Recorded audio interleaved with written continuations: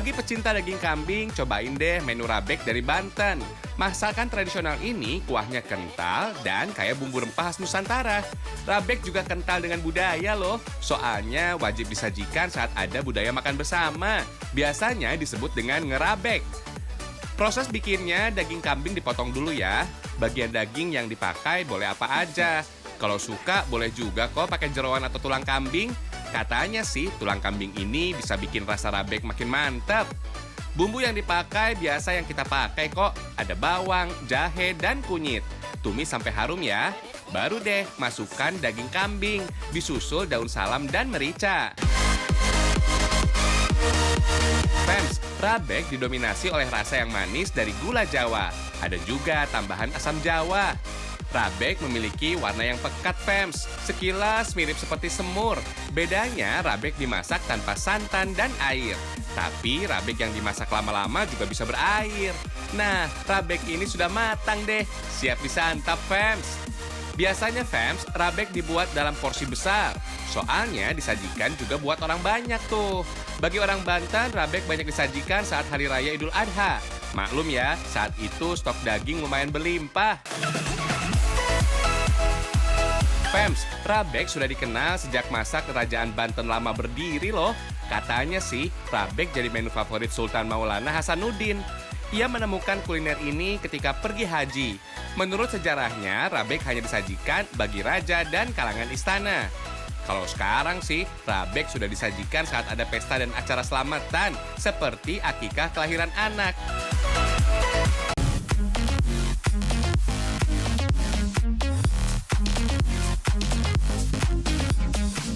Kita geser ke Pangandaran, Fems. Kita nikmati sajian seafood kayak lobster ini nih.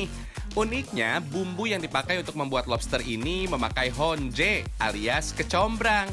Ini dia, lobster acar honje. Sekarang bersihkan lobster, Fems, untuk menghilangkan pasir laut yang masih menempel. Potong antenanya dan belah menjadi 2 bagian supaya bumbu gampang meresap. Eits, cangkangnya jangan sampai lepas ya. Ulek semua bumbu sampai halus ya. Honje atau kecombrang juga ikut dihaluskan, Fems. Oh iya, honje ini memiliki kadar antioksidan yang tinggi loh. Baik untuk melindungi sel tubuh dari efek buruk radikal bebas. Selain itu, honje juga bisa menghilangkan bau amis seafood tuh. Tumis bumbu yang sudah dihaluskan. Tambahkan air secukupnya ya. Masukkan lobster, wortel, dan kulit mentimun. Masak lobster nggak butuh waktu lama, supaya nggak hilang kandungan gizinya. Fems, kandungan vitamin E dan vitamin A yang terdapat pada lobster bisa membantu menjaga peremajaan kulit agar kulit tetap halus dan lembut. Fems, di Pantai Madasari, Kabupaten Pangandaran, ada cara yang unik untuk menangkap lobster. Bukan dengan menebar jaring atau dipancing, tapi memakai ban dan alat sederhana saja. Karena ombaknya cukup besar, nelayan biasa melilitkan tali di pinggang pada ban supaya lebih aman. Istilahnya, ban digunakan sebagai pelampung, Fems. Ban yang digunakan untuk menangkap lobster juga dilengkapi jaring loh. Selain itu, nelayan juga memakai sepatu yang sudah dimodifikasi untuk mengayuh dan melindungi kaki dari tajamnya karang. Kreatif banget ya. Oh iya, Fems, cara mengambil lobster seperti ini hanya dilakukan oleh orang yang ahli saja. Jadi jangan sesekali mencoba ya. Mending kita makan lobsternya saja. Hahaha. For your info, Fems, lobster masuk dalam keluarga krustasea laut. Lobster disebut sebagai hewan yang abadi karena seiring bertambahnya usia, lobster menjadi lebih kuat dan subur. Lobster ternyata memiliki kemampuan menghasilkan enzim telomerase dalam jumlah yang cukup banyak. Fungsinya sebagai pelindung DNA dari degradasi. Wah, pantas bisa terus kuat ya.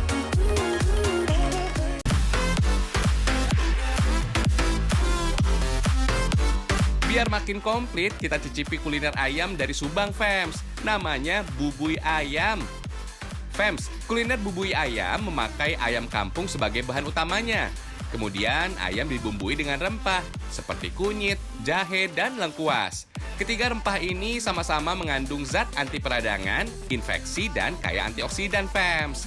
Kandungan kurkumin pada rempah ini dipercaya bisa meningkatkan daya tahan tubuh, sehingga bisa menangkal virus corona yang merebak di dunia. Lanjut, tumis bumbu yang sudah dihaluskan supaya aroma bumbu semakin menonjol dan matang, Fems. Tambahkan telur kocok yang berfungsi menambahkan rasa gurih. Selain itu, bisa membuat masakan menjadi lebih padat dan gak gampang pecah. Yang bikin mirip dengan pepes, tambahkan daun bawang dan kemangi, fams.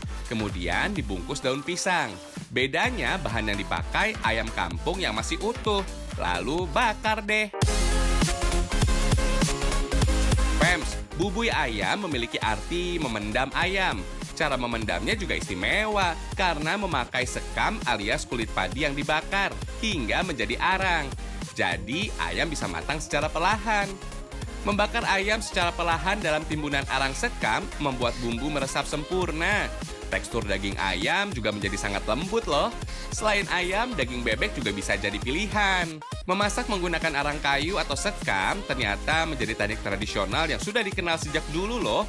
Walaupun sudah ada alat pembakaran seperti oven, para pecinta kuliner ini tetap memburu bubui ayam ini, fams.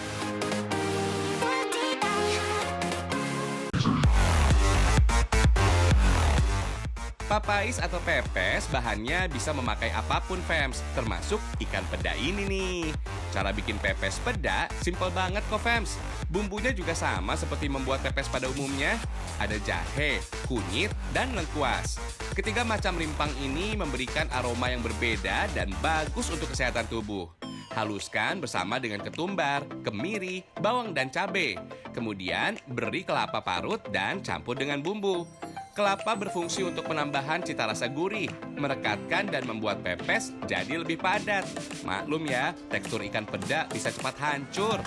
Lalu bungkus dengan daun pisang dan kukus selama kurang lebih 30 menit.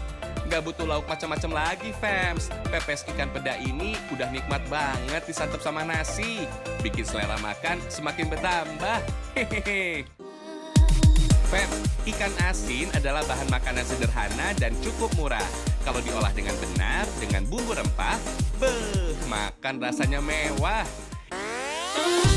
Fams, salah satu sentra pembuatan ikan asin peda ada di desa Bendungan, Cirebon. Aneka jenis ikan asin di sini juga diperjualbelikan. Bahkan pemasarannya juga udah sampai ke seluruh Indonesia. Wah, penggemar ikan asin banyak juga ya. Hehehe. Ikan asin peda dibuat melalui proses fermentasi dengan garam. Sebenarnya jenis ikan peda dibagi menjadi dua, ada peda merah dan putih. Bedanya sih cuma terlihat dari kadar lemaknya saja. Peda merah memiliki kadar lemak yang lebih banyak daripada peda putih. Ikan peda biasanya dibuat dari ikan makarel, sarden, ikan kembung, atau jack tuna. Ternyata sebutan ikan peda bukan jenis ikannya loh. Katanya sih, ikan peda berawal dari kesalahan proses pengangkutan ikan asin dari Thailand ke Indonesia. Ikan asin yang diangkut ini ternyata belum benar-benar kering. Nah, selama dalam perjalanan masih terjadi proses fermentasi tuh. Ketika sampai di Indonesia, ikan asin ini justru mengeluarkan aroma tajam khas ketika dilakukan bongkaran. Kemudian orang Thailand menyebut ikan asin yang difermentasi menjadi peda siam. Kalau sekarang dikenal dengan nama ikan peda. Hehehe. Ketika difermentasi, ikan harus ditaburi dengan garam. Perbandingannya 1:2, fams. Jadi 10 kg ikan berarti butuh 20 kg garam. Widih, pantas rasanya asin banget. Penambahan garam menjadi teknik pengawetan ikan secara tradisional untuk memperpanjang umur simpan ikan. Penambahan garam menyebabkan terbentuknya enzim yang terurai secara alami dari tubuh ikan dengan bantuan bakteri halofilik. Kalau proses fermentasi benar, ikan peda bisa mengandung 44% air, 7-14% lemak, 15-17% garam, dan 22% protein, fams. Proses fermentasi ini dilakukan sekitar 1 minggu. Selanjutnya, cuci ikan peda untuk menghilangkan sisa air rendaman hasil proses fermentasi. Setelah dicuci, kadar garam ikan bisa berkurang menjadi 5% tuh. Ikan peda yang sudah bersih kemudian dijemur dengan cara diangin-anginkan saja. Jika sudah kering, ikan peda menjadi menyusut, tekstur dagingnya lebih kesat dan mengeluarkan aroma khas peda.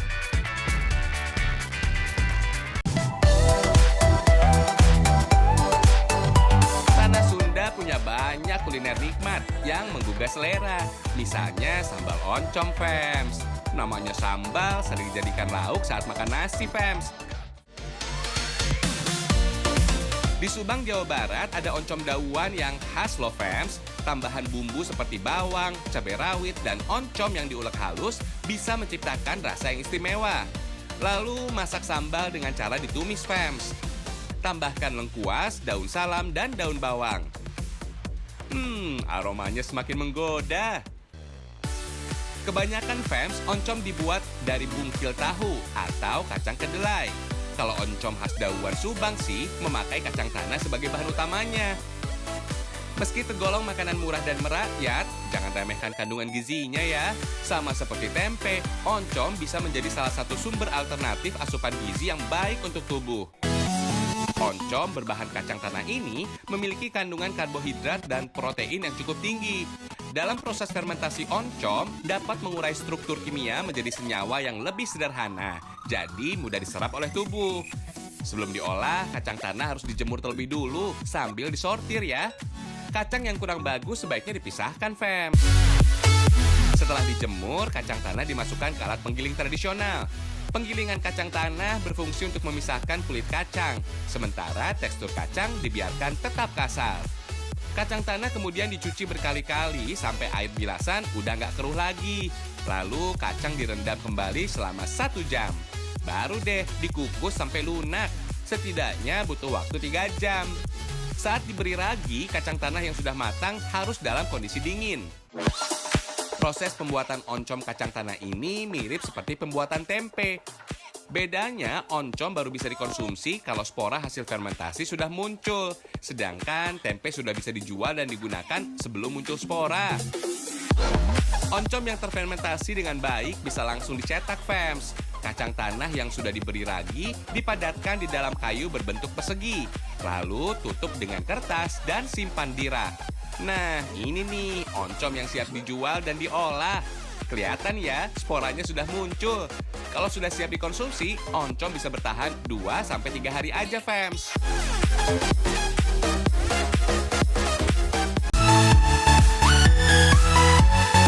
Kalau mau oleh-oleh cantik dari Bumi Priangan, coba deh mampir ke Kabupaten Tasikmalaya.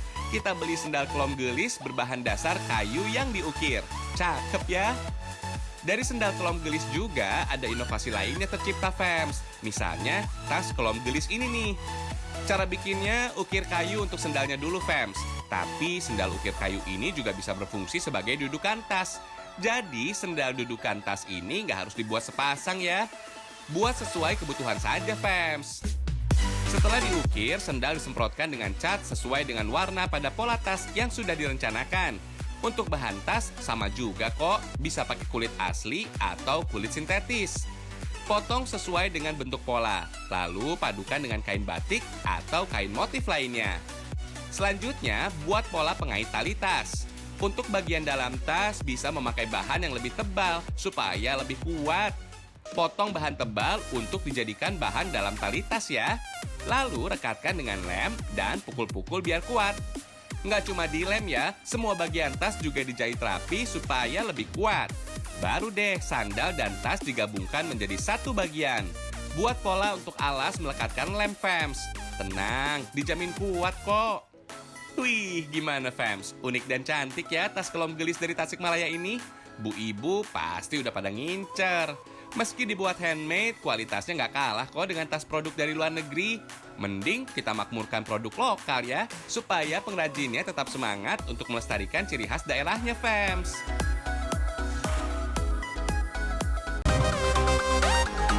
Ada peyem atau tape ketan khas Kampung Ciruluk, Kabupaten Subang. Dalam bahasa Sunda, tape ketan sering disebut peyem. Jadi, peyem bukan cuma tape singkong aja ya. Hihihi.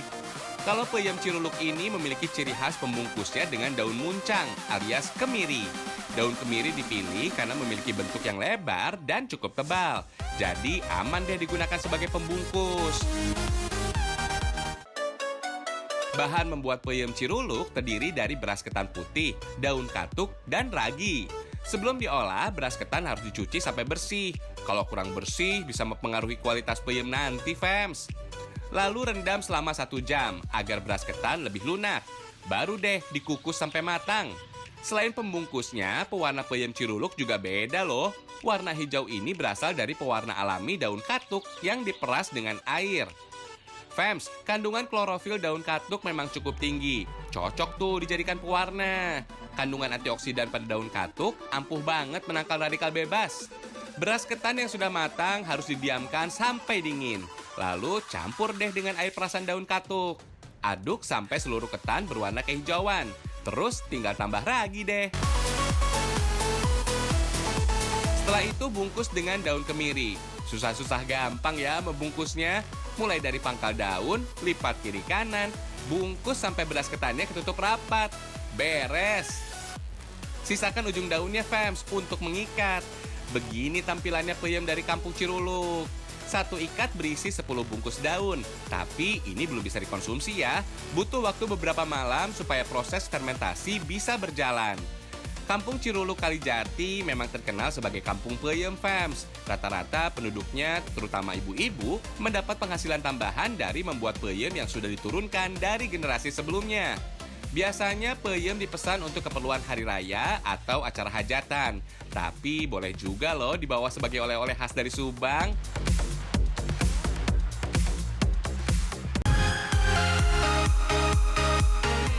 Tadi udah puas makan, sekarang yuk kita minum yang segar-segar.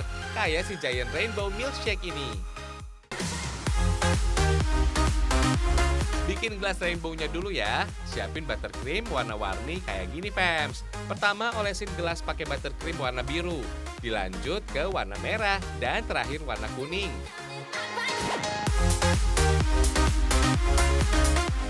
Supaya makin berwarna, kita tempelin marshmallow ke buttercreamnya. Pastikan marshmallow-nya menempel dengan baik ya. Baru deh taburi meses warna-warni. Terus tuang milkshake rasa stroberi. Kasih marshmallow sampai menutupi gelas. Lalu beri whipped cream deh. Terakhir taburi dengan coklat dan meses. Oh iya, jangan ketinggalan aksesoris lucu dan menggemaskan biar tambah cute. Wow, jumbo banget sih milkshake-nya. Duh, kalau harus ngabisin minum sebanyak ini sendirian sih berat, Fams. Paling enak ya minum bareng temen atau sama pacar. Hehehe.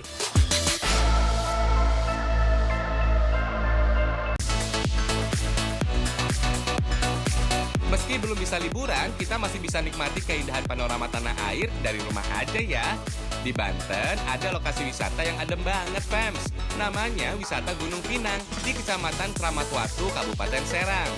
Meski dinamakan Gunung Pinang, kita nggak perlu capek mendaki gunung yang tinggi. Soalnya ketinggiannya cuma 300 meter di atas permukaan laut kok. Jadi bisa pakai kendaraan bermotor saja. Hehehe. Kalau mau jalan sih boleh aja. Cukup 2 kilometer. Lumayan, bisa sambil olahraga. Hehehe. Selama di perjalanan, kita disuguhi rimbunnya pepohonan yang hijau. Maklum, namanya juga kawasan gunung, jadi hutannya masih lumayan lebat, Fams. Oh iya, keberadaan Gunung Pinang tak lepas dari sebuah cerita legenda loh. Katanya dulu ada seorang janda yang hidup dengan anak lakinya, Dampu Awang, di pesisir Teluk Banten. Kemudian Dampu Awang pergi merantau ke negeri Malaka. Setelah kaya raya, ia berjanji kembali untuk membahagiakan ibunya. Saat di negeri rantau, Dampu Awang menikah dengan anak dari saudagar kaya raya. Ketika mertuanya meninggal dunia, seluruh harta kekayaannya diwariskan kepada Dampu Awang dan istrinya, termasuk sebuah kapal layar dan megah dan mewah. Dengan kapal itu, Dampu Awang dan istri berlayar menuju Banten. Saat sampai di Teluk Banten, ibunya memanggil Dampu Awang. Karena melihat penampilan ibunya yang sudah tua, lusuh dan miskin, Dampu Awang tidak mau mengakui wanita tua itu sebagai ibunya. Ibunya yang sakit hati dan murka lantas menyumpahi anaknya. Di tengah kembali berlayar, kapal Dampu Awang yang megah pun porak-poranda karena diterjang badai dan gelombang.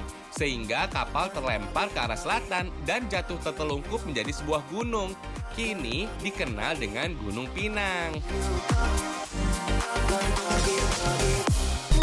Lokasi wisata Gunung Pinang juga memiliki beberapa spot untuk bersuah foto alias selfie. Lumayan deh buat koleksi foto di galeri handphone. Hehehe. Spot foto paling favorit adalah Jembatan Cinta ini. Cukup bayar biaya Rp5.000. Puas-puasin deh foto dengan latar pemandangan Laut Karangantu dan Bojonegara. Tapi fotonya harus gantian ya. Maklum, yang boleh masuk hanya 7 orang saja. Di Jembatan Cinta juga ada spot foto ala-ala balon udara loh. Hihihi, keren ya. Di bagian atas ada wahana rumah unik. Bentuknya miring gitu. Tapi kita nggak bisa masuk ke dalam rumahnya, fans. Soalnya cuma jadi properti atau latar belakang foto aja.